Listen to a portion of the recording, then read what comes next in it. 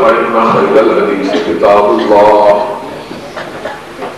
وخير الهدي هدي محمد صلى الله عليه وسلم وشر الأمور محدثاتها وكل محدثة بدعة وكل بدعة ضلالة وكل ضلالة في النار. أعوذ بالله السميع العليم من الشيطان الرجيم. بسم الله الرحمن الرحيم. وما أرسلناك إلا رحمة للعالمين. حضرات، مجھ سے پہلے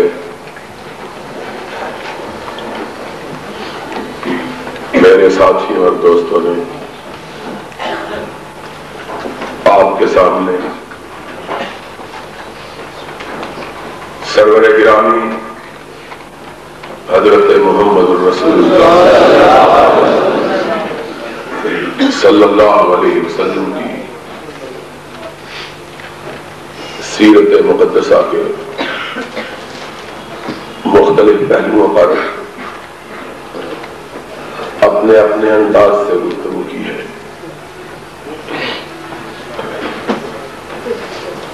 اور مولانا قاری عبدالحفیظ صاحب نے اپنی انتہائی خوبصورت اور رقت آمیز تقریر میں ایک بہت اہم پہلو کی طرف آپ کی توجہات کو موجود کیا. وقت کی قلت کے پیش نظر شاید وہ اس طرف زیادہ آپ کی توجہات کو مبذول نہ کروا سکے، لیکن بہرحال وہ ایک بہت اہم نکتہ تھا جس کی طرف انہوں نے اشارہ کیا کہ سرور گرامی رسول اکرم صلی اللہ علیہ وسلم اس کائنات میں جلوہ گر ہوئے اور ہم نے آپ کی محبت کا نام دے کر آپ کے یوم وفات کو جشن کی صورت دے دی. کی بات کیا ہو سکتی ہے کہ وہ نبی، وہ رسول جو کونین کے لیے رحمت بنا کے بھیجا گیا، جس دن اس نبی رحمت کا انتقال ہوا. بھائی یہ کیا بات ہے، چھوڑ دو اس بات. بجائے اس بات کے کہ اس دن اس المیہ کا احساس کیا جاتا کہ آج کے دن کونین کی رحمت ہم سے جدا ہوئی تھی. ہم نے اس دن کو خوشی اور مسرت کے اظہار کے طور پہ منانا شروع کیا، اور خوشی بھی اس طرح کی جس کا اسلام کی پوری تاریخ میں اور مسلمانوں کی کسی مقدس کتاب میں کوئی ثبوت نہیں ملتا. اس سے زیادہ دکھ کی اور افسوس کی بات کیا ہے؟ بہرحال رحمت کائنات صلی اللہ علیہ وسلم کی سیرت کے تذکرے سے بہت سی چیزیں ابھر کر سامنے آتی ہیں کہ وہ نبی کائنات،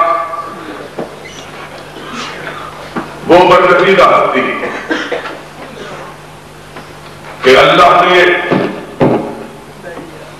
جسے عالمین کے لیے رحمت بنایا تھا، کیا ہم نے اس حاضی برحق کو رحمت سمجھا ہے کہ نہیں سمجھا؟ آج ہم اپنے گردوپیش پہ نظر ڈالیں تو ہمیں اس بات کا احساس ہوتا ہے کہ اپنے آپ کو مسلمان کہلانے کے باوجود اور سرور گرامی علیہ الصلوۃ والسلام کے امتی ہونے کے دعووں کے باوجود ہم نے اس رحمت سے کوئی حصہ حاصل نہیں کیا۔ آج ہمارا معاشرہ بالکل اسی طرح گناہوں سے ڈھکا ہوا ہے جس طرح امام الانبیاء کی آمد سے بیشتر گناہوں میں لکھا ہوا ہے۔ کون سا گناہ تھا جو جاہلیت کے زمانے میں موجود ہو اور جس کی مثال یا جس سے بڑھ چڑھ کر گناہ آج کی دنیا میں نہ پایا جاتا؟ وہ لوگ شراب پیتے تھے لیکن نہ رب کی توحید کا اقرار کرتے، نہ نبی کا زبان پہ اپنی بے نام آنے دیتے۔ وہ لوگ جوا کھیلتے تھے لیکن اپنے آپ کو کسی مذہب کا پیروکار نہیں کہتے تھے۔ وہ لوگ بدکاری کا ارتکاب کرتے تھے لیکن کسی نبی سے اپنی نسبت نہیں جوڑتے تھے۔ وہ لوگ خواتین کی آبرو اور عزتوں سے کھیلتے تھے لیکن اپنے آپ کو کسی مذہب کا پابند نہیں کہتے تھے۔ وہ لوگ اپنی بچیوں کو زندہ درگور بناتے تھے لیکن کسی کتاب ہدایت سے اپنا تعلق اور اپنا ناطہ استوار نہیں کرتے۔ وہ لوگ دوسروں کا مال ہڑپ کرتے، انہیں غصب کرتے، ان کو لوٹتے لیکن اپنے آپ کو امام الانبیاء کا امتی نہیں بتلاتے تھے۔ بزدلی ان کا شعار تھی، کمزوری پسپائی ان کا خاصہ تھی لیکن ان کا رشتہ کسی بہادر سے نہیں تھا۔ آج ہم سوچیں کہ ہم نے اپنا رشتہ اس پوتر طاہر و مطہر نبی سے جوڑا جس نے زندگی میں کبھی بچپنے سے لے کر جوانی تک اور جوانی سے لے کر منصب نبوت کے سرفراز ہونے تک کبھی کسی غیر محرم عورت کے چہرے پہ نظر نہیں ڈالی۔ اس نبی سے ہم وہ نبی جس کی پاکیزگی کا عالم یہ تھا کہ صدیقہ کائنات کہتی ہے جب بھی آپ کی بیٹیاں، آپ کی امت کی بیویاں جو نبی کی بیٹیوں کی حیثیت ہے آپ کی بارگاہ میں دین کے مسائل پوچھنے کے لیے آتی، 4 گز کے چھوٹے سے کمرے کو وہ 5 نبی 2 حصوں میں تقسیم کر دیتا، اپنی اس چادر کو اتارا جس چادر کا تذکرہ آسمان والے نے اپنے قرآن میں کیا، یا ایھا المدثر یا ایھا المزمل، اور اسے چھوٹے سے حجرے میں ڈال دیتا اور ارشاد فرماتا میری بیٹیوں اپنے باپ سے بھی مسئلہ پوچھنا ہے تو پردے کے پیچھے سے آ کے پوچھو۔ اس نبی سے ہمارا رشتہ ہے کہ آقا میں نے آپ کے مذہب کو سنا میں نے آپ کی تعلیمات کو جانا، میں نے اپنے آپ کے ارشادات سے اپنے سینے کو منور کیا۔ آقا، میں اسلام لانے کے لیے آپ کی خدمت اقدس میں حاضر ہوئی، مجھے بتلائیے میں مسلمان کیسے ہوں؟ سرور گرامی علیہ الصلوۃ والسلام نے پردے کے پیچھے سے جواب دیا، یا ایھا النبی اذا جاءک المؤمنات یبایعنک علی ان لا یشرکن باللہ شیئا ولا یسرقن ولا یزنین ولا یقتلن اولادہن ولا یاتین ببہتان یفترینہ بین ایدیہن وارجلہن ولا یعصینک فی معروف فبایعہن واستغفر لہن اللہ۔ اور مومنو، جاؤ اپنے گھروں میں اس آیت کے آئینوں میں اپنی بیٹیوں اور اپنی بیویوں اور اپنی بہنوں کے ایمان کو پرکھو اور پھر دیکھو کہ وہ مومن کہلانے کا حق رکھتی ہے کہ نہیں رکھتی۔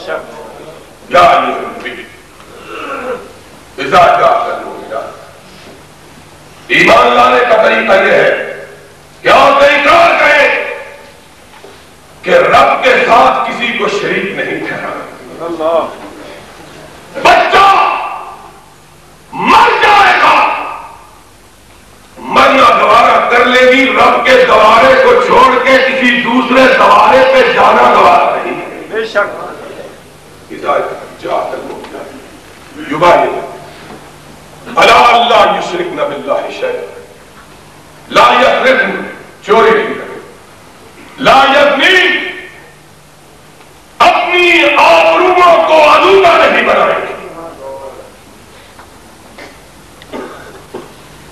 لا یاتین ببہتان، اپنی زبانوں پہ بات بازوں پہ تہمت نہیں باندھے، لا یعصینک فی معروف۔ آقا، ان کو کہہ دیجئے آپ کا حکم آ جائے، ساری کائنات ایک طرف ہو، آپ کی بات کو ٹالنا گوارا نہیں ہے۔ اگر اقرار کرنے پائے ان کو کہو کہ پھر میں مسلمان ہو جاؤں، یہ ہے ایمان کا۔ حضور نے آیت کی تلاوت کی، نبی پاک صلی اللہ علیہ وسلم نے آیت کو ختم نہیں کیا کہ اس خاتون نے سمجھا کہ آیت کے لیے شاید ہاتھ پہ ہاتھ رکھنا ضروری ہے۔ پوری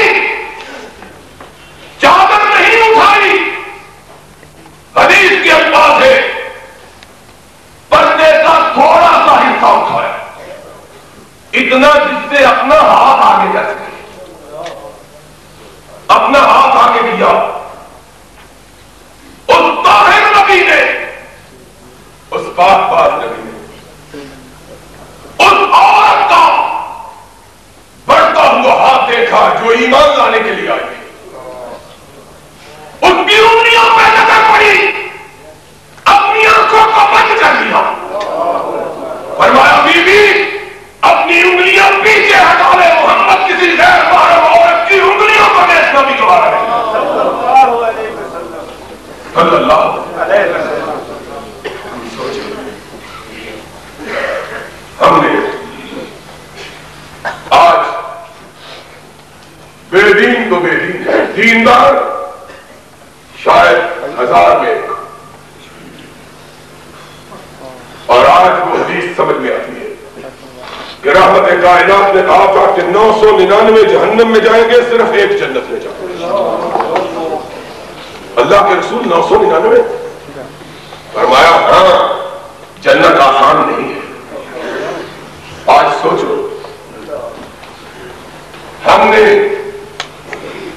جشن منائے، گورنر صاحب نے میلاد النبی کے نام پر پیغام بھی بھیجے، صاحب نے اسلام کے نام پہ ریفرنڈم کروانے کا اعلان بھی کیا۔ ہم اسلام کے نام پہ ووٹ مانگنے والوں پہلے اپنے 5 فٹ کے وجود پر اسلام نافذ تو کرو، پھر ہم سے ووٹ۔ آج کہا جاتا ہے ہم سزا سنا دیں گے، جو بات کریں سنا دو سزا۔ یہ سزا ہمارے لیے کوئی نئی نہیں ہے، مکے والوں نے میرے آقا کو بھی سزا سنائی، انہوں نے بھی سزا کا اعلان کیا، انہوں نے بھی اپنے فوجی اپنے سپاہی بھیجے تھے، جاؤ مل کے حملہ کرو، مل کے وار کرو، تاکہ کسی ایک کی تلوار پہ خون کے داغ نہ ہو، سب پہ ہو۔ اور جب گروہ مل کر بات کہے گا تو پھر کسی ایک کو الزام نہیں ملے گا۔ عرش والے نے کہا تم سزا سنا چکے، دینے کا ارادہ کر چکے، تم سزا دینے کے لیے آؤ، میں اکیلا بچانے کے لیے آؤں۔ نہ اعلانات میں لیتے جو امام الانبیاء کو رحمت کائنات سمجھتے ہیں، جب تک زمانے میں وہ رحمت عام نہیں ہو جاتی وہ اپنی گردنوں کو کٹا سکتے ہیں، جھکانا گوارا کر سکتے نہیں۔ اس سے کیا کتنے تلواریں چمک رہی ہیں، دروازہ کھولا، اندھیری رات میں چمکتی ہوئی تلواروں پہ نظر پڑی، عرش والے کی طرف نگاہ اٹھائی، اور اس نگاہ کا کیا فائدہ ہے؟ یہ نگاہ عرش کی طرف اٹھتی ہے تو قبلہ تبدیل ہو جاتا ہے، یہ نگاہ عرش کی طرف اٹھتی ہے تو قرآن نازل ہونا شروع ہو جاتا ہے، یہ نگاہ اٹھتی ہے تو عائشہ کی عصمت کے لیے 18 آیتیں قرآن میں نازل ہو جاتا ہے۔ اس نگاہ کا کیا کہنا ہے؟ نگاہ اٹھی، آسمان سے آواز آئی، کیا بات ہے؟ اللہ چاروں طرف دشمن کھڑا ہے، تلواریں چمک رہی ہیں۔ عرش والے نے کہا دشمن چاروں طرف کھڑا ہے، رب تیرے ساتھ کھڑا ہے۔ نعرہ تکبیر! وہ تو چاروں طرف کھڑے ہیں، دور کھڑے ہیں، رب ساتھ ہے، نکلو۔ اللہ نکل تو رہا ہوں، ان سے بچنا کیسے ہے؟ فرمایا تو نکل، یہ کھلی ہوئی آنکھیں تجھ کو دیکھ کے بند ہو جائیں۔ بچانے والا مارنے والوں سے زیادہ طاقتور ہوتا ہے۔ عرش والے کے احترامین کو کون سمجھے؟ آج ہم نے رحمت کائنات کی سیرت پاک کے تذکروں کو صرف زلفوں تک، آپ کے حسن و جمال تک، آپ کی رانائی اور زیبائی تک، آپ کی دلکشی اور دل ربائی تک میں نے کر دیا۔ یہ سیرت کا معنی، سیرت کون سنے؟ اور سنانے والے نام نبی کی سیرت کا لیتے ہیں، بیان حکمرانوں کی سیرت کرتے ہیں۔ کس طرح سیرت بیان؟ نام نبی کی سیرت کا اور بیان حکمرانوں کی سیرت، ان کے قصیدے کل اخبار میں چھپا ہے، ایک مولوی صاحب دعا کر رہے ہیں، اللہ ان کا سایہ ہمیشہ کہہ رہے ہیں۔ ہم نے کہا اور مٹنے والے سائے اور سمٹنے والے سائے کبھی باقی نہیں رہتے۔ کون رہا ہے اس بارے میں؟ مٹے نامیوں کے نشان کیسے بچے؟ دعائیں مانگنے والے بھی ساتھ ہی چلے گئے، پھر کوئی نہ دعا مانگنے والا ہوتا ہے نہ جس کے لیے دعا مانگی جاتی ہے وہ ہوتا ہے، دونوں ہی رہتے، دعائیں مانگی جاتی ہیں۔ اگر ان مولویوں کی دعائیں قبول ہو جاتی مجلس شورا قائم رہتی تو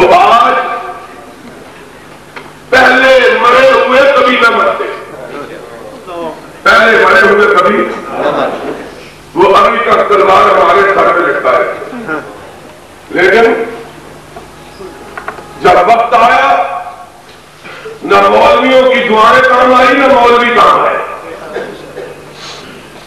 نہ امام دامن باندھنے والے کام آئے نہ امام دامن کام آیا۔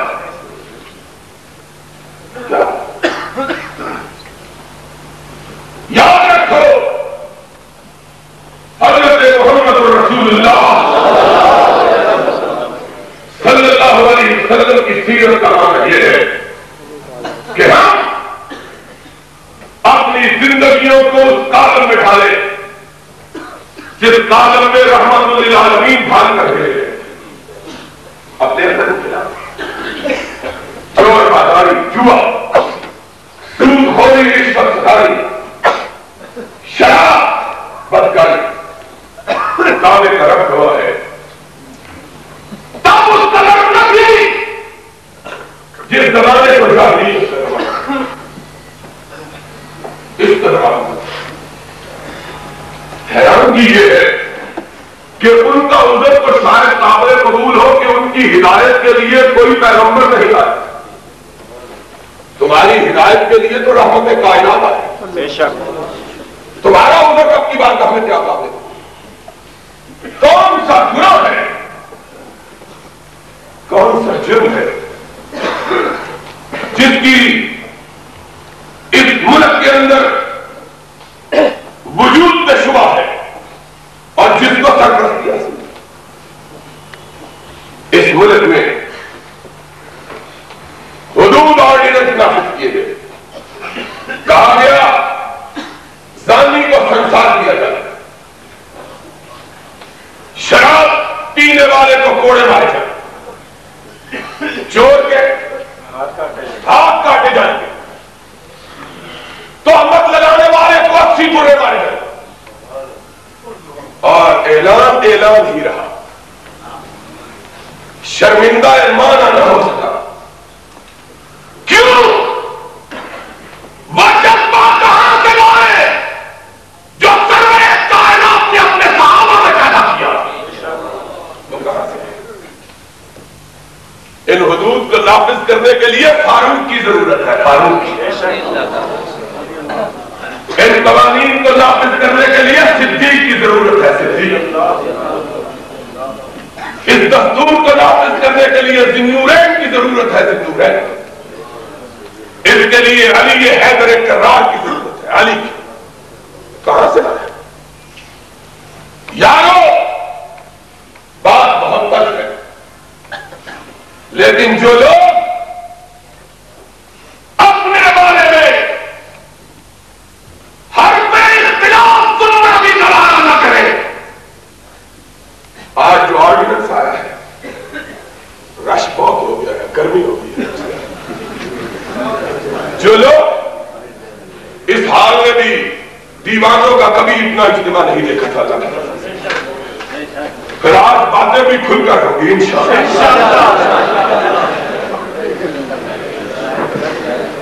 انہوں نے واپس کرنا ہے۔ آج آرڈیننس آیا ہے جو بات کرے گا 5 سال کے لیے اندر 5 لاکھ روپے جمع، یہ نافذ کرے، اور اس نے نافذ کیا تھا۔ جو امیر المومنین خلیفۃ المسلمین حسنین کا باپ فاطمہ کا شوہر،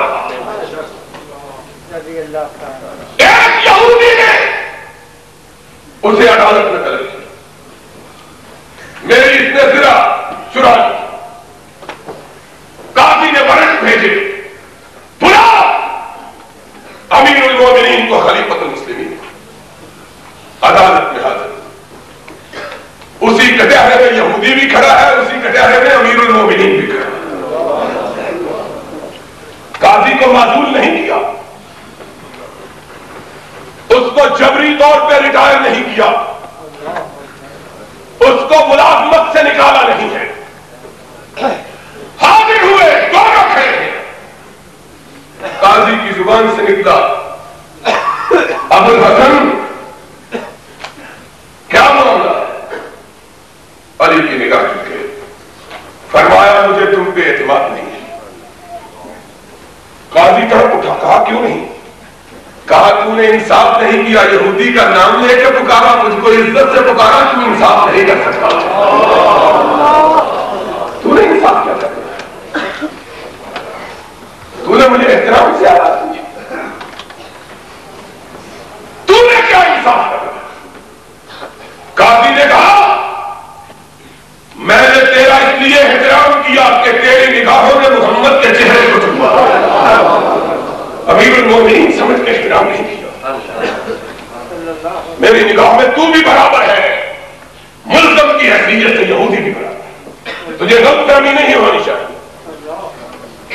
اس نے اسلام کہا بتلاؤ کیس کیا ہے. یہودی نے کہا میری ذرا اس نے چنا لی ہے. فرمایا جھوٹ بولتا ہے, ذرا میری ہے. کہا گواہ لاؤ. ہائے, اس کو گواہ پیش کیا جسے سرور کائنات نے جوانہ نے جنت کا سردار کہا ہے. اپنا بیٹا حسن, اپنا بیٹا حسین. قاضی نے سر اٹھایا شرح میں, کہا گواہی مسترد ہے, یہ گواہ قابل قبول نہیں ہے. علی کی پیشانی کے شکنے پڑ گئی. کہا اگر جنت کے جوانوں کے سردار گواہ قابل قبول نہیں تو اور کون ہے. کہا جوانوں نے جنت تو ہے لیکن تیرے بیٹے ہیں اور بیٹے کی گواہی باپ کے حق میں قبول نہیں کی جا سکتی. جس نبی نے انہیں جوانوں نے جنت کا سردار کہا, اسی نبی نے باپ کے حق میں بیٹے کی گواہی کو قابل رد کہا. لے جا اور گواہ اپنا غلام پیش کیا. کہا یہ بھی گواہی قابل قبول نہیں, غلام کی گواہی مالک کے حق میں قبول نہیں. گردن کو جھکا دیا. فرمایا پھر جو شریعت کا فیصلہ ہو اس پہ نافذ کر. قلم حرکت دینے لگا. یہودی بول اٹھا, میں نے اس کے سسر کا کلمہ پڑھ لیا ہے جس نے تجھ کو محکمہ قضا کے اوپر فائز کیا, اس کو ملزموں کے کٹہرے میں کھڑا کیا. نعرہ تکبیر, اشہد ان لا الہ الا اللہ واشہد ان محمدا عبدہ ورسولہ. علی سچا ہے, میں نے جھوٹ بولا. یہ قانون نافذ کرتے ہیں. یہ شہادت کے حضور سب نے قدم رکھا. لوگ آسان سمجھتے ہیں مسلمان ہو. جاؤ کوئی فاروق سے ڈھونڈ کے پتا بات کبھی اتنی غلط نہیں کی, لیکن جب زہر بڑھ جاتا ہے تو دریافت بھی کاری ہونا چاہیے. اور اہل حدیثوں سن لو, خاص طور پر اہل حدیث میرے خاطر, جوانوں تم بھی سن لو, بوڑھو تم بھی سن لو, انہیں عمر کے لوگوں تم بھی سن لو. ہو سکتا ہے کہ ہم نہ رہے, ہو سکتا ہے ہم نہ رہے, لیکن تم نے نہ دامان محمد کو چھوڑنا ہے تو اس کی سیرت و کردار کو چھوڑنا. تم پہ ذمہ داری ہے. اگر تم ڈٹے رہے, اگر تم نے عزم کر لیا کہ تم نے حق کے علم کو فرض نہیں ہونے دینا, انشاءاللہ یاد رکھو پھر ہم کو تختہ عدالت میں بھی لٹکا دیا جائے گا تو حق کی آواز خاموش نہیں ہوگی انشاءاللہ.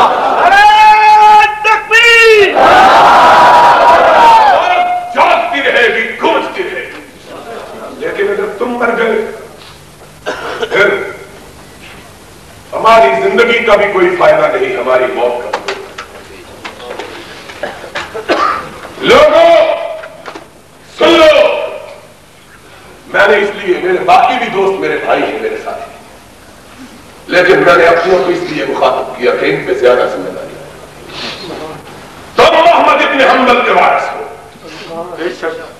تم ابن تیمیہ کے جانشین ہو, تم شاہ شہید کے قافلے کے جوان ہو, تم پر ذمہ داری ہے. تم نے اسلام کے پرچم کو سرنگو نہیں ہونے دینا, اس چنگاری کو بجھنے نہیں دینا. اور ایک دن آئے گا اس چنگاری سے انشاءاللہ وہ چراغ روشن ہوگا جو پوری کائنات کو منور کرے. تم نے زندہ رہنا ہے, تم پہ ذمہ داری ہے. آج ہم کو سبق دیا جاتا ہے, اسلام کے نام پہ ہم سے ووٹ لیا جاتا ہے.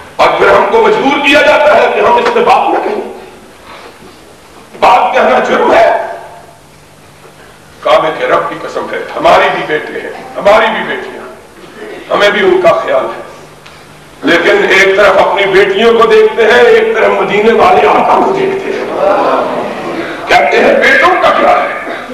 مدینے والے آقا اگر تیری آبرو پہ دھبا پڑ گیا تو ہماری زندگی کس کام کی ہے؟ بے شک لوگ کیا کہہ رہے ہیں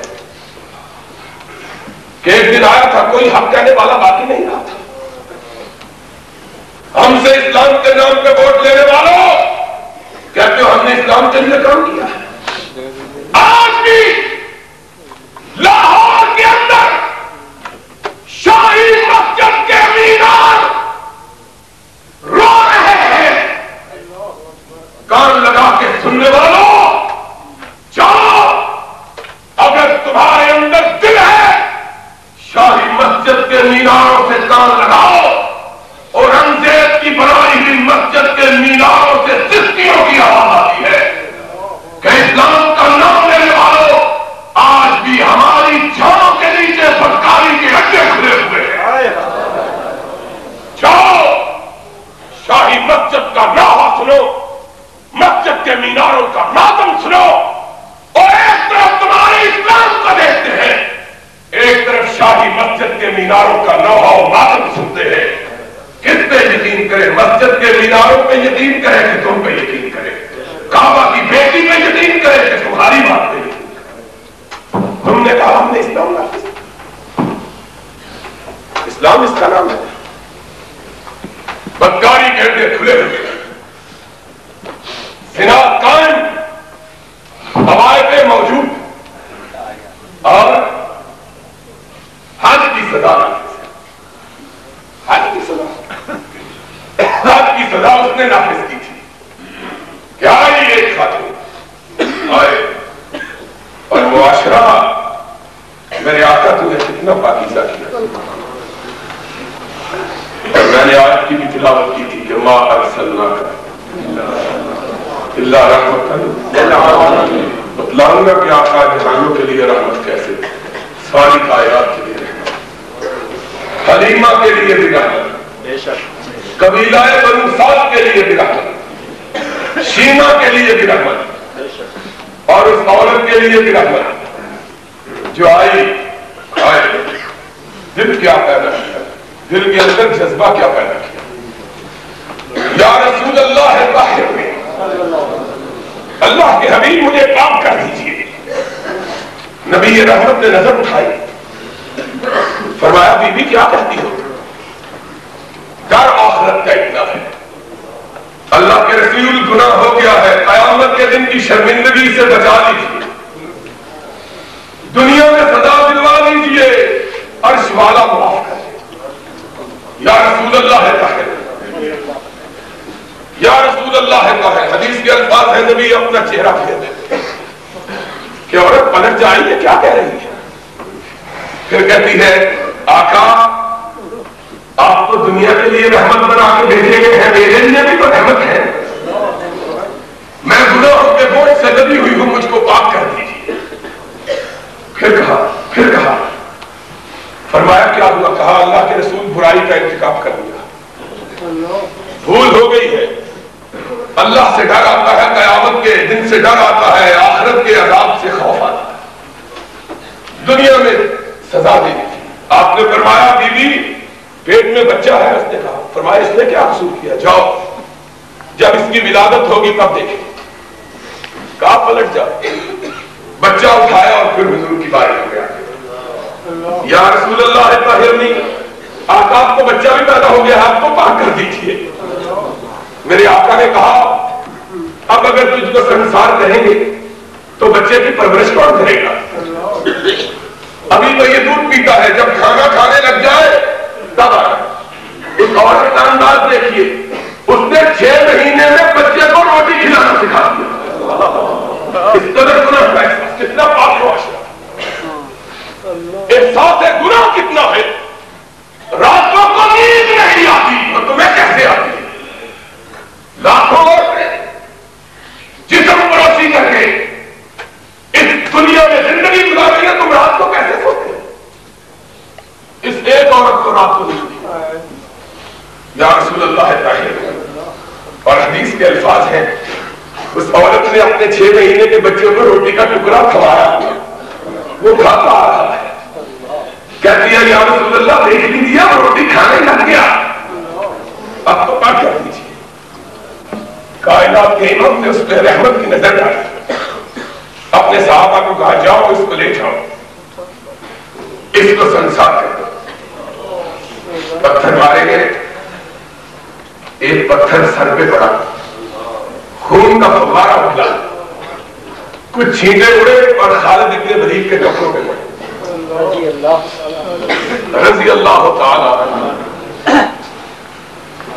انسانیت ہے، بشریت ہے، دل میں ملال آیا، منہ سے الفاظ نکلے، اور میں کہتا ہوں نکلے نہیں، عرش والے نے نکلوا دیے۔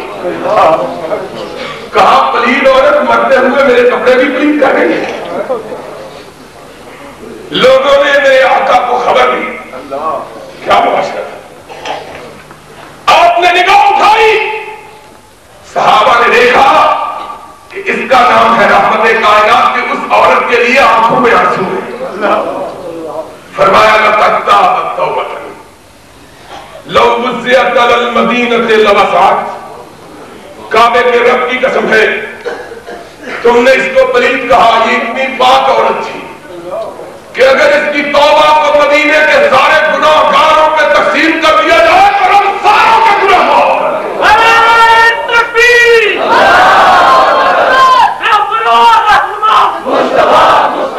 کتنے نہ گرد و پیش کے بڑے بدماش ہیں، وہ نہیں کریں گے۔ ہم نے کہا جو خود نیک ہوتا ہے اس کے گرد و پیش میں بھی نیکوں کے سوا کوئی رہ سکتا نہیں۔ وہ کیسا نہیں خود تراشے ہوئے، خود بڑھانے، فلاں گورنر، فلاں حاکم، فلاں ساتھی، فلاں ساتھی، اور اسلام کے لیے ریفرینڈم کراتے ہو، کوئی ذرا نافذ تو کرو، ہم تمہارے جھنڈے کو خود گلی گلی لے جانے کے لیے تیار ہیں، بے شک، تاکہ قیامت کے دن عرش والا پوچھے تو سرخرو تو ہو سکے، یہ تو کہہ سکے کہ تیرے نبی کے ممبر و محراب سے بے وفائی نہیں کی۔ لیکن اگر کہو کہ اس نے ممبر و محراب سے بے وفائی کر لے، تمہاری کرسی سے وفا کر لے، اور اس کا ممبر و محراب کو 1400 سال سے قائم ہے، اور یہ کرسیاں 14 سال بھی باقی نہیں رہی، ان کرسیوں سے بے وفائی، ان کرسیوں سے وفا، ممبر و محراب سے بے وفائی۔ اور مان لیو، زمین فروشو، سن لو، جس نے مدینے والے سے وفا کی وہ خود بھی زندہ جاوید ہو گیا، اور جس نے مدینے والے سے بے وفائی کی وہ خود بھی مٹ گیا، حکمران بھی مٹ گیا۔ ہم کو مجھ کو کل بھی ایک دوست نے کہا چھوڑو، میں نے کہا رب کی قسم ہے اپنے چھوٹے چھوٹے بچوں کو دیکھتا ہوں تو چھوڑنے کو جی چاہتا ہے، لیکن محمد کے ممبر کی طرف دیکھتا ہوں تو بات خاموش کہنے سے رہ نہیں سکتا، کہتا ہوں امام کائنات تجھے گا کیا، وہ کہے گا میں نے تو طائف کے میدانوں میں پتھر کھا کے بھی ہم بات کو نہیں چھوڑا تھا، تو ڈر کے چھوڑ دیا، کیا جواب دوں گا؟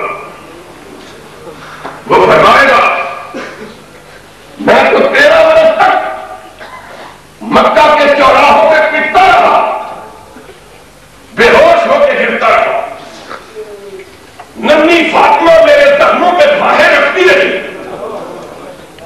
زینب اور رقیہ اپنے دوپٹے پھاڑ کے میرے زخموں کو بھرتی رہی، اور مجھ سے پوچھتی رہی آقا ہمارے بابا تو نے تو کبھی کسی کو دکھ نہیں دیا، تجھ کو لوگوں نے کیوں مارا ہے، تجھ کو کیوں مارا، تو گالی دینے والوں کے لیے دعا کرنے والا، تو برا کہنے والوں کے لیے ہدایت کی راہ ماننے والا، تجھ کو کیوں مارا ہے؟ اور جبریل پیچھے سے کہتا اللہ کے محبوب ان کو کہو کہ تمہارے بابا کو اس لیے مارا کہ یہ ان کو جہنم کے راستے سے ہٹا کے جنت کی راہ دکھا رہا ہے. کیسے رک جاؤ گے؟ سرور کائنات کی سیرت میری آنکھوں سے اوجھل ہو جائے تو رک جاؤ. آپ کا چہرہ میری نظروں سے غائب ہو جائے تو رک جاؤ. ہماری قسمت تو یہ ہے کہ ہم نے چہرہ بھی دیکھا ہے تو آمنہ کے لال کا دیکھا ہے، اور بہت سے چہرے دیکھے ہوتے شاید کبھی یہ چہرہ ہم کو بھول جائے. کیسے بھولے اس کو؟ مصلحتیں روکتی ہے، عقل روکتی ہے. دل کہتا ہے کہ بے خطر کود پڑا آتش نمرود میں عشق، اور عقل تھی محو تماشائے لبے باغی. جی کو روکتا ہوں، دل کو تھامتا ہوں، لیکن پھر نبی کے شہر میں پٹتا ہوا مالک ابن انس نظر آتا تھا. اس کے چہرے پہ سیاہی پڑی ہے، داڑھی کو موڑ دیا گیا ہے، زنجیریں پہنا دی گئی ہے، گدھے پہ سوار کر کے جلوس نکالا جاتا ہے. اور کہنے والے کہہ رہے ہیں آپ بھی پلٹ جاؤ. فرمایا پلٹنے کو جی تو چاہتا ہے، لیکن اس روزے والے کو قیامت کے دن جواب کیا دوں گا. کیسے پلٹ جاؤ؟ میں کیسے باز آ جاؤں؟ میں کیسے پلٹ جاؤں؟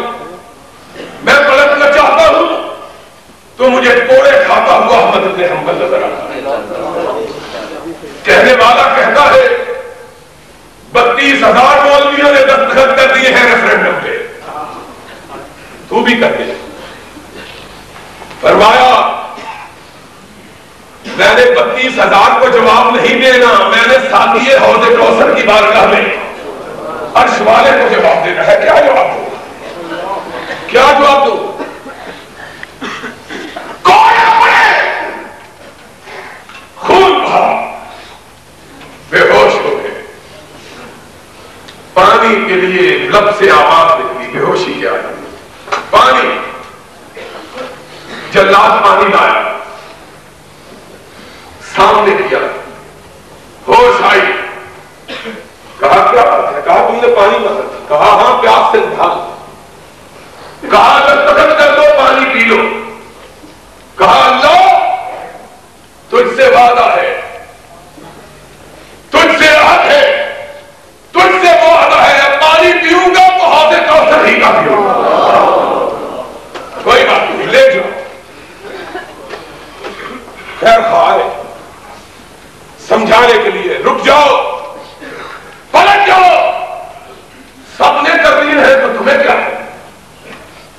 کہا میں قیامت کے دن ان مسلمانوں کو کیا جواب دوں گا جو ان ملاؤں کی طرف نہیں دیکھ رہے، احمد ابن حنبل کے لبوں کی جومش کی طرف دیکھ رہے ہیں. میں ان کا بوجھ کیسے اٹھاؤں؟ میں پلٹنا چاہتا ہوں. مجھے ابن تیمیہ سامنے کھڑا نظر آتا ہے.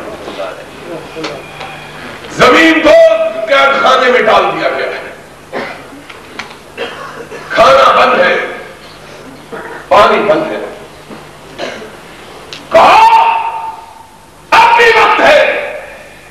کہا وقت میرے لیے نہیں، حکمرانوں کے لیے ہے. جاؤ حکمرانوں کو کہو کہ تم نے میری دنیا تباہ کی، لیکن مجھ کو مار کے اپنی آخرت کو تباہ کر دیا.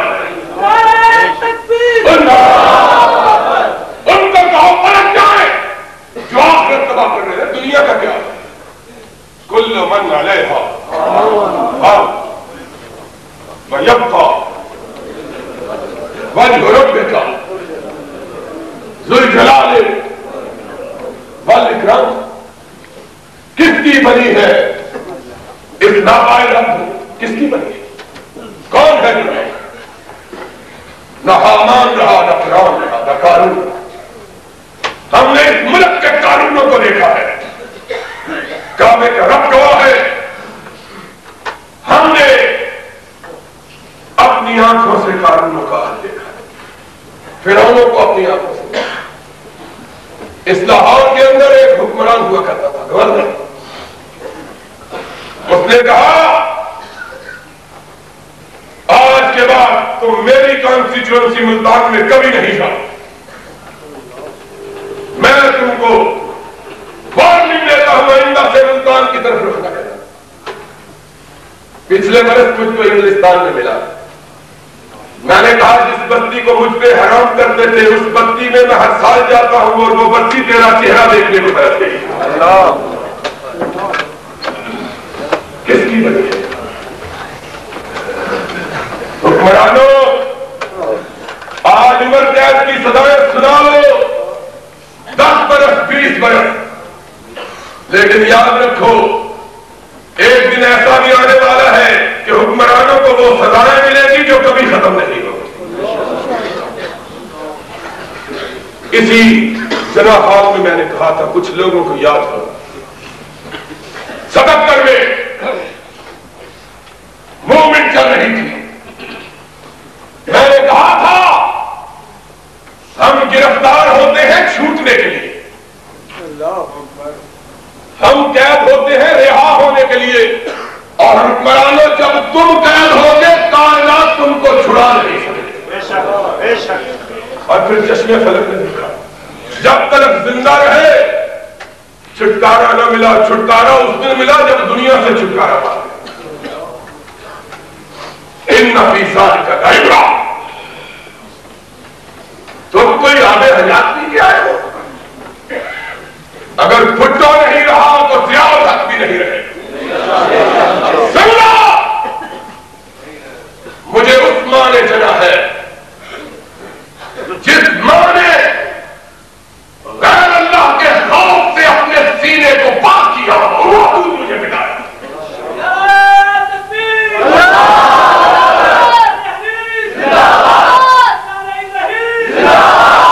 اس ماں کی گود میں نے پرورش پائی ہے جس کے دودھ میں شرک کی آمیزش نہیں. میں کبھی کبھی اپنی بات کہا کرتا ہوں کہ میرا تیسرا بھائی بیمار ہوا. 3 ہی تھے جب اس وقت. اتنا بیمار ہوا کہ ڈاکٹروں نے لا علاج کر دیا. سوکڑے کی بیماری سوکھ کے کانٹا ہو گیا. وہ بھی قرآن کا حافظ ہے. خدا کا شکر ہے. حکمرانوں تم ہم پہ مصیبت ڈھانا چاہو ڈھاؤ. اللہ نے قرآن سینے میں محفوظ کیا ہے. تم جیل میں بند کرو گے قرآن پڑھیں گے تمہارے لیے بد دعا کریں گے تمہاری قسمت کے دن زیادہ جلدی ختم ہوگا. تم کیا سمجھتے ڈر خوف یہ لفظ اہل حدیثوں کی لغت میں نہیں. اور جو ڈرتا ہے وہ اپنے آپ کو ہمارے خانوادے سے باہر نکالے. کہے کہ قبیلہ مالی ہمارے قبیلے کا وہ ہے جو گردن کٹاتا ہے اور مسکراتے ہوئے کٹاتا ہے. اس ماں کا دودھ کیا بچہ سوکڑے سے لاچار ہو گیا. 6 مہینے گزر گئے کہ 4 پائی سے اٹھ بھی نہیں. اٹھا کے پیشاب کراتے ہیں. اٹھا کے ایک دن ایک خاتون آئی میری والدہ سے کہنے لگی بی بی حاجی صاحب کو باہر گئے ہوئے ہیں کاروبار کے لیے. میرے والد صاحب ان کو کیا پتا چلے. بچہ اٹھاؤ پورن کے کنویں پہ لے چلو وہاں نہلاؤ بچے کو شفا ہو جائے گی. تم تو وہاں بھی کسی کو مانگتی نہیں.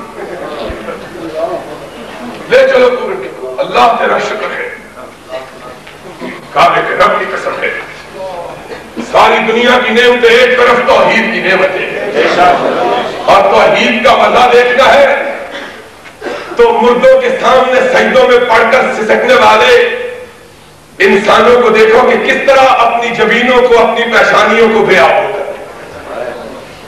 توحید کی قدر مطلب بچے کو اٹھاؤ اور اس کو پورن کے کنویں پہ لے چلو. میری ماں نے سنا تڑپ اٹھی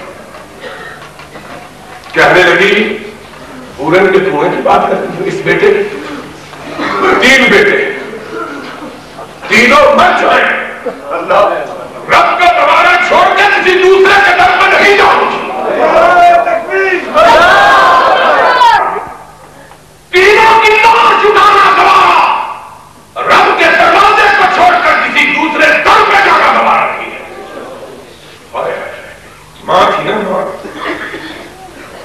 بچوں کی موت کا ذکر کیا، دل پہ چوٹ لگی، مسلے پہ بیٹھ گئی، نفل پڑے اور ہاتھ دعا کے لیے اٹھائے، اللہ اس بچے کی بیماری کے لیے لوگوں نے مجھ کو تیری توحید سے بھی کہنا شروع کر دیا ہے، اللہ یہ وہ بہت ہے۔ اور بات کا فرما دیجیے، ابھی ہاتھ نیچے نہیں گرا کے بچے کے رونے کی آواز آئی، کیا دیکھا؟ جو 6 مہینے سے بچہ اٹھ نہیں سکتا تھا خود اٹھ کے پیشاب کر رہا تھا۔ جس نے اپنے سینے کے دودھ میں کسی شرک کی آلودگی کو ہمارے جسم میں داخل نہیں کیا، اور ہم نے صرف قبروں والوں سے ڈرنے کو، درختوں سے ڈرنے کو، پتوں سے ڈرنے کو، جوہروں سے ڈرنے کو نہ ان کو توحید نہیں رکھا۔ ہمارے نزدیک توحید یہ ہے اکیلا عرش والا ایک طرف، ساری کائنات کے خدا ایک طرف، ساری کائنات کے خداؤں کو بوٹ کی ٹھوکر میں رکھو، رب کی توحید میں خلل نہ آنے پائے۔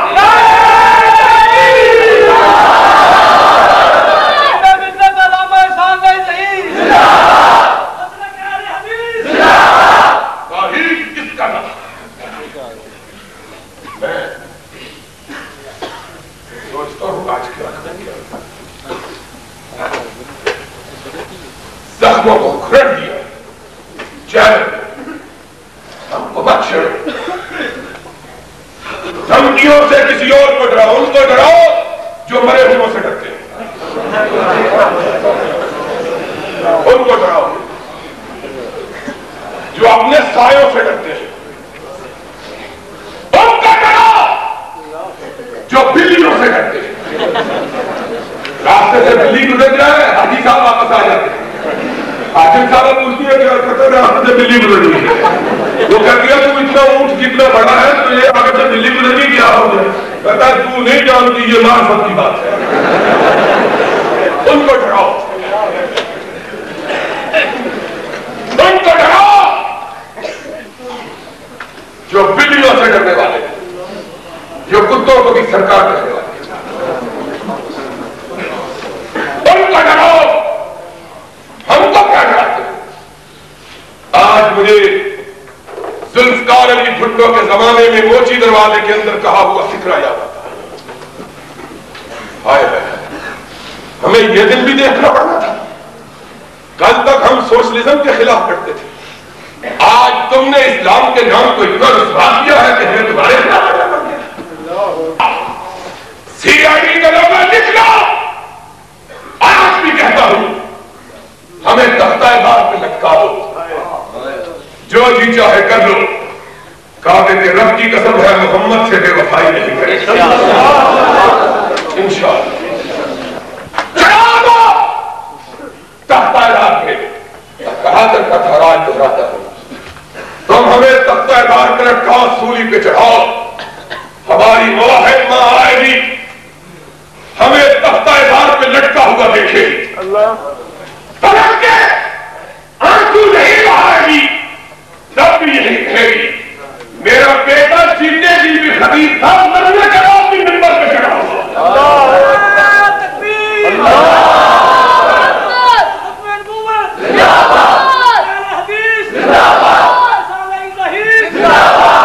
اور انگوٹھے لگانے والے بھی ہمیں تمہیں دیے ہوئے،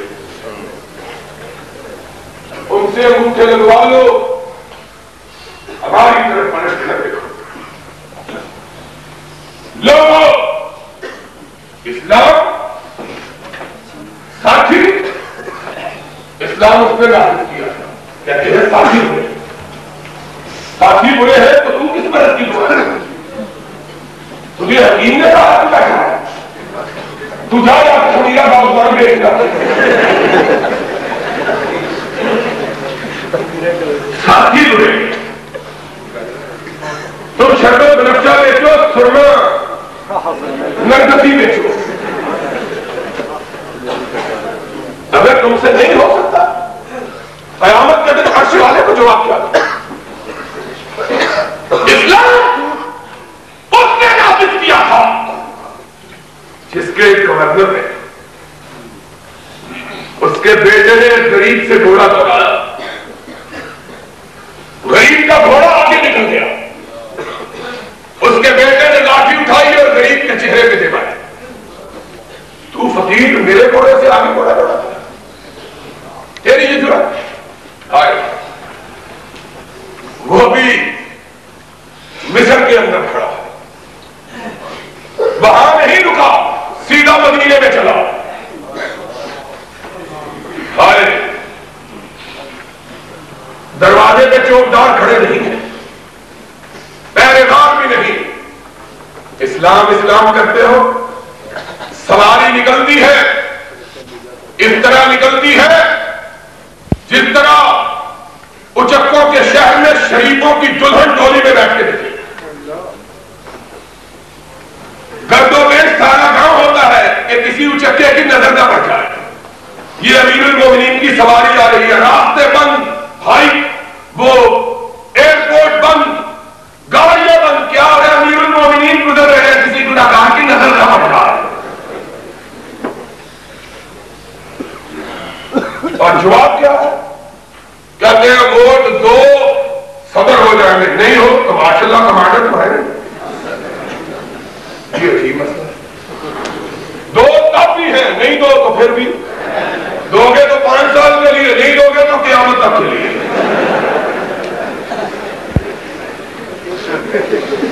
ہم نے یہ مسئلہ کبھی نہیں سنا، ہم نے یہ مسئلہ، اگر ہم کو اجازت دو ہم بھی بات کریں، یہ دستور جوابندی ہے، کیسا تیری مرضی ہو، یہاں تو بات کرنے کو ترستی ہے اس باتوں میں،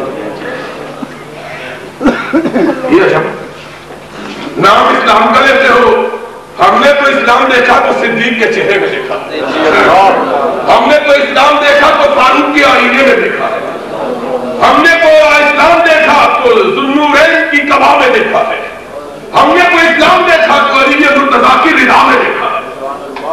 ہمیں یہ اسلام نہیں نظر آیا کہ بولو تو زبان بند، زیادہ بولو تو دل بند، اور زیادہ بولو تو جگر بند، اور زیادہ بولو تو ہر چیز بند، صرف میں ہی کھلا سنیا ہو جائے دنیا کے وچ مرزا یاد کرے۔ یہ ہم نے اسلام کو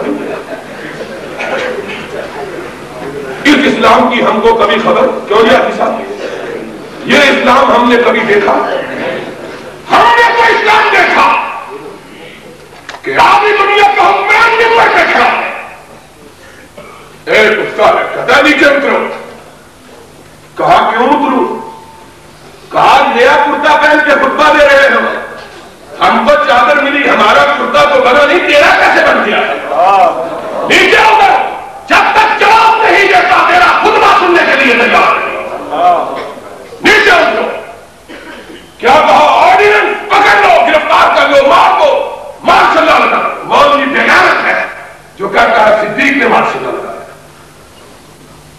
ماشاء اللہ۔ کہا نیچے اتر، نیچے اتر۔ کہا مجمع میں میرا بیٹا عبداللہ موجود ہے، بیٹا اٹھ کے کھڑا ہوا، بابا موجود ہے، فرمایا بیٹے اپنے بابا کی صفائی بیان کرو، وگرنہ قیامت تک تیرا باپ محمد کے منبر میں قدم نہیں رکھے۔ پوچھنے والے کیا پوچھتا ہے؟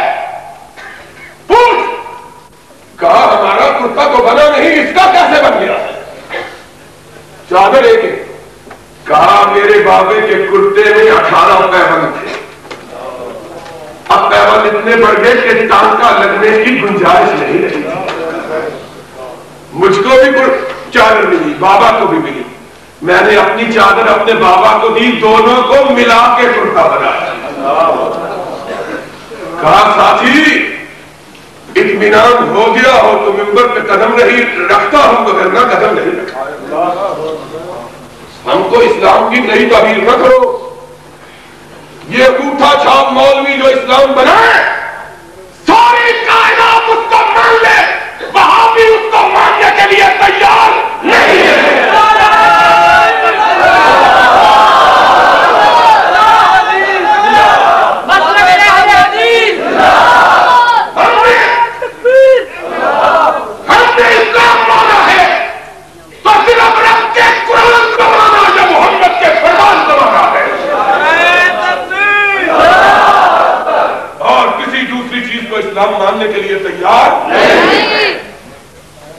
تو کوئی اور ہوگا. یہ مولویوں کا بنایا ہوا اسلام. یہ ابھی مولانا حبیب الرحمان کہہ رہے. میں رب کی قسم کھا کے کہتا ہوں کسی کا ڈر نہیں. میرے نزدیک حضرت امام ابو حنیفہ رحمت اللہ علیہ علم کی، فقہ کی، تقویٰ کی، طہارت کی، پاکیزگی کی اس بنیاد پر اتنی اونچی بنا پر قائم ہے کہ شاید دنیا نے کوئی ایسا ماں کے لیے بچہ بنا ہو جو اس قدر طہارت کا، اس قدر پاکیزگی کا، اس قدر فقاہت کا مانا. اب میں نے اگر ابو حنیفہ کو اتنی پاکیزگی کے باوجود نہیں مانا، تیرے مولویوں کے اسلام کو کیسے مان لوں گا؟ تم نے کیا سمجھا ہے؟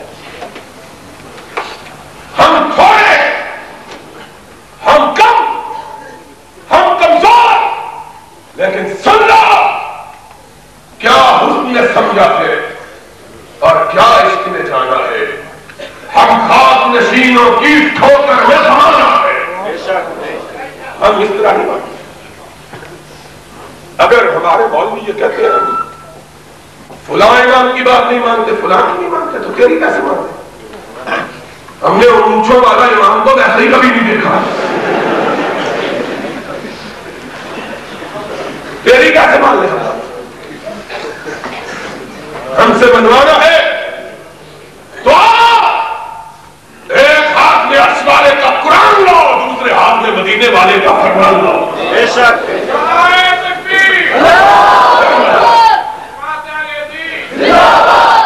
پھر بنوا. اس طرح جو نہیں مانتے، جو مرضیاں کر رہے نہیں مانتے. اسلام کس کا نام ہے؟ ہم کو کوئی اور سبق پڑھاؤ، اسلام کا سبق ہم کو نہ پڑھاؤ کہ اسلام ہمارا اوڑھنا بھی، اسلام ہمارا بچھونا بھی، اسلام ہمارے سر کا تاج بھی، اسلام ہماری روح کی آواز بھی، اسلام ہمارے دل کی دھڑکن بھی، اسلام ہماری روح کی باریکی بھی. یہ بات اگر بتلانی ہے تو ہم سے پوچھو، تم کون ہو بتلانا؟ اسلام اس کا تھا. ہارون اترو، ہم نہیں مانتے تیری بات، بتلاؤ کہ کہاں سے. اسلام اس کا تھا. اور یہ بات فاروق نے کہی تھی، اس کی سیرت کے آئینے میں کہی تھی جس کے نام سے آج جلسہ ہو رہا. اس نے جاتے ہوئے اپنے اصحاب کے جنگ رہے جو آسمان ہدایت کے ستاروں کی طرح جگمگا رہے، ان کے مجمع میں کھڑے ہو کے کہا محمد جا رہا ہے، کسی کو دکھ ہو اٹھ کے کہے بدلہ لے. بدلہ مارنا بڑی بات ہے، مار کھانا یہ نہیں. مارنے والوں کو کبھی یہ خیال نہیں آیا کہ ایک دن آئے گا کہ شاید ہمیں بھی مار پڑ جائے. اور اسی لیے جب جناب بھٹو اقتدار سے الگ ہوئے تو مجھ کو تقریر کے لیے کہا گیا اسی لاہور میں، تو میں نے کہا تقریر کا مزہ نہیں آتا. لوگوں نے کہا کیوں؟ ہم نے کہا خدا کا شکر ہے ہم نے اقتدار والوں سے لڑنا سیکھا ہے، کمزوروں پہ ہاتھ اٹھانے کی کیا بات ہے. لیکن ایک شعر میں نے پڑھا تھا، پیچھے پیچھے پولیس بھی آگے آگے بھٹو تھا اور ہر روز بیچارہ معاملہ کرتا تھا، سی آئی ڈی، پولیس، فوج. تو میں نے کہا تھا اسی باعث تو قتل عاشقاں. وہ مولوی جو کسی زمانے میں لوٹا مسلح اٹھا کے باہر نکلا تھا، دل کا انجام. اور ہم سے کیوں لڑائی ہے؟ ہم تو نہ اقتدار کے خواہاں نہ اقتدار کے حریف. لڑائی تو ان سے لڑا جو تم سے اقتدار مانگتے ہیں. ہم تو نہ کرسی مانگتے ہیں نہ اقتدار. ہم مانگتے ہیں تو اپنا کھویا ہوا اسلام مانگتے ہیں، اور انشاءاللہ اسلام آئے گا. اسلام اس ملک میں آئے گا. اسلام اس ملک میں آئے گا. جو اس کی راہ میں رکاوٹ بنے گا یہاں سے جائے.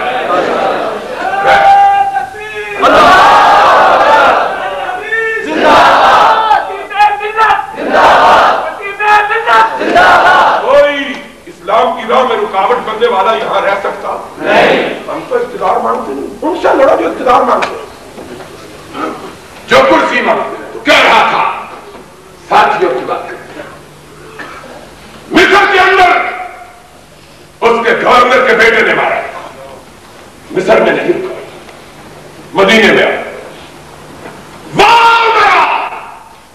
عمر تیرے ہوتے ہوئے محمد کے لائے ہوئے دین کی آبرو مٹ جائے تیرے ہاتھ ہوئے ترک تھے.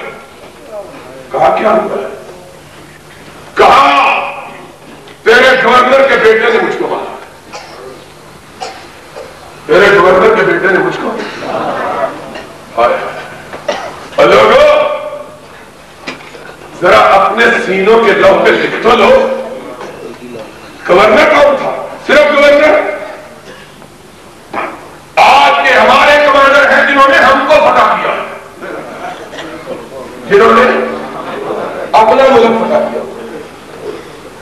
وہ گورنر تھا, صرف مصر کا گورنر نہیں, مصر کا فاتح بھی ہے.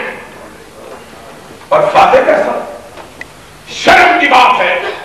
میں نے کسی ایک جلسے میں اسی حال میں کہا تھا, آج تاریخ کے چہرے کو مسخ کر دیا گیا.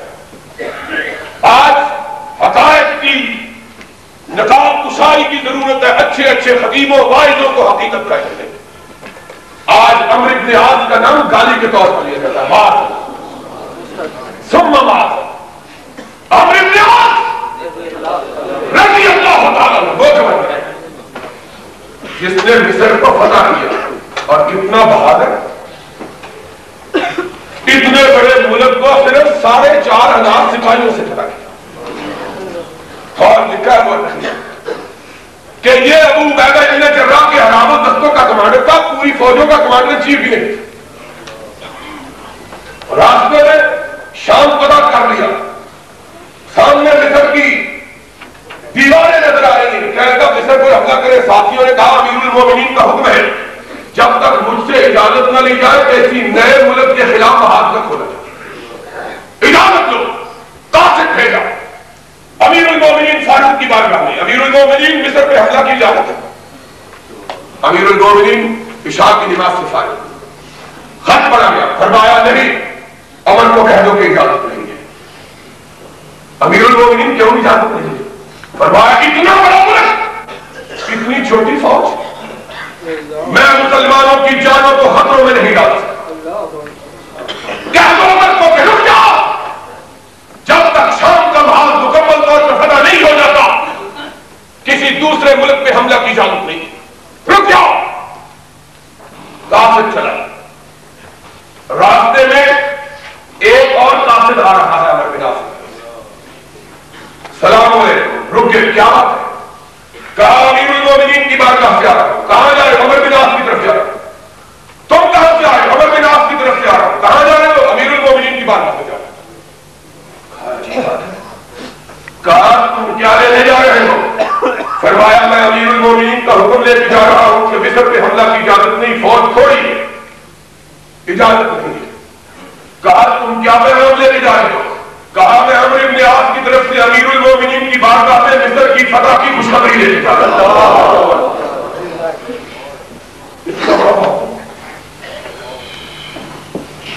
اتنا بڑا کمانڈر, اتنا بڑا سالار, اتنا بڑا امیر کارواں, اور علماء موجود ہے اس مجمع میں. آج ملاؤں کو جو عمرو بن عاص کا نام توہین سے لیتے ہیں ان کو معلوم نہیں ہے کہ عمرو بن عاص وہ گورنر ہے جس کو ناطق وحی نے رب کے حکم پر گورنر مقرر کیا. خود محمد رسول صلی اللہ علیہ وسلم نے انہیں اٹھا تھا اپنے زمانے میں. آج باتیں کرتے ہیں تو کیا رہا تھا اتنا بڑا گورنر, فاتح, بہادر, دلیر اور فاروق اسلام کا نافذ کرنے والا, فقیر, پھٹے ہوئے کپڑوں والا, ایک کرتے کا مالک, ہاتھ میں ڈنڈا, کوئی باڈی گارڈ نہیں. بندہ پہنچا, فرمایا وارنٹ جاری کرو, طلب کرو. امیر المومنین کس کو؟ فرمایا گورنر کے بیٹے کو بھی, گورنر کو بھی, گورنر کے بیٹے کو بھی, گورنر بلائے گئے. باپ بیٹا دونوں کھڑے. نہیں پوچھا امیر المومنین کیا ہے؟ کہا وہی لاٹھی اٹھاؤ جس سے اس نے تجھے مارا ہے. امیر المومنین کیا کروں؟ فرمایا ایک बाप को मारा, एक गवर्नर को मारा, एक किसे, एक अमर इब्न आस को। अमर इब्न आस तरफ थे, अमीरुल मोमिनीन मेरी खता क्या है, मेरे बेटे को मारो, मैं नबी का मानने वाला अपने बेटे की सिफारिश नहीं करूंगा, अपने बेटे की सिफारिश नहीं करूंगा, मारो बदला लो, लेकिन मेरा कसूर क्या है? फरमाया तेरा कसूर यह है कि तूने अपने बेटे की सही तरबियत नहीं की। तेरे बेटे को अगर गरीब पे हाथ उठाने की जरूरत हुई तो तेरे औहदे की वजह से हुई है। उमर ये गवारा नहीं कर सकता कि कयामत के दिन रब की बारगाह में उस पर दावा दायर किया जाए, खुद तो अच्छा था, साथी बड़े बुरे थे। लो इस्लाम, तुम इस्लाम लो, हम चप्पे चप्पे से तुम्हारा झंडा उठा के चलेंगे, और तुम इस्लाम न लाओ तो मोहम्मद के मानने वाले गली गली तेरा मुकाबला करेंगे इंशाअल्लाह, लड़ेंगे। हमारी मुंह में जुबान है, बात कहेंगे इंशाअल्लाह। हाथ में लिखने के लिए कलम है, लिखेंगे। हाथ कलम कर दो, जुबान काट दो, आवाज नहीं आएगी, दिल से फिर भी सदाए मोहम्मद बुलंद होती रहेगी।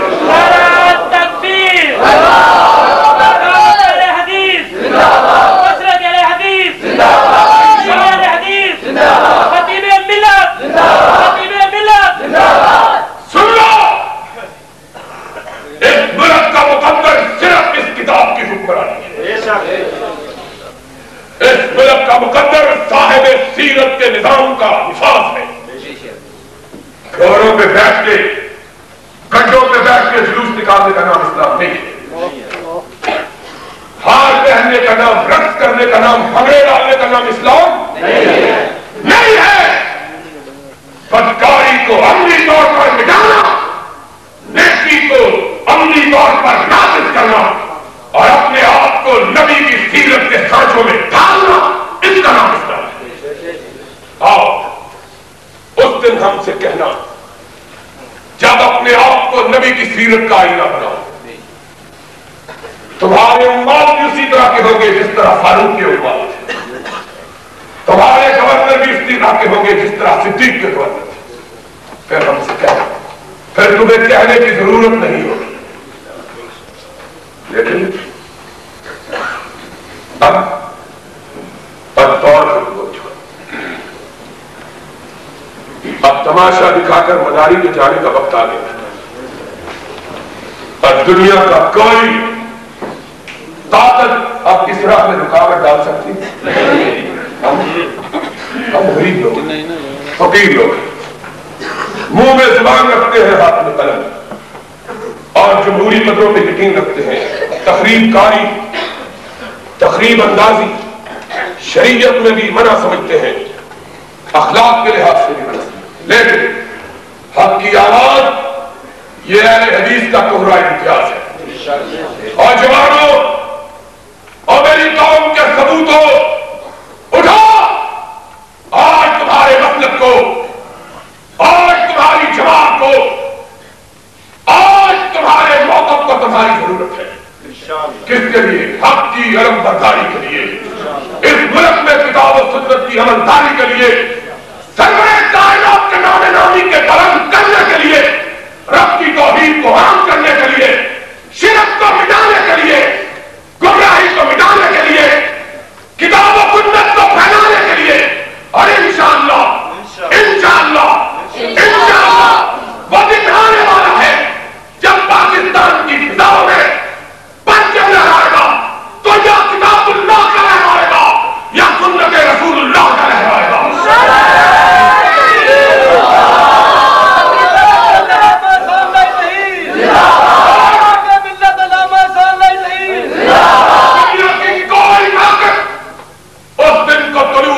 नहीं रोक सकती। हमारा तरीका यह है कि उस दिन के तलू को करीब तक करने के लिए अपनी कोशिशों, अपनी जिद्दोजहद को तेज तक करें।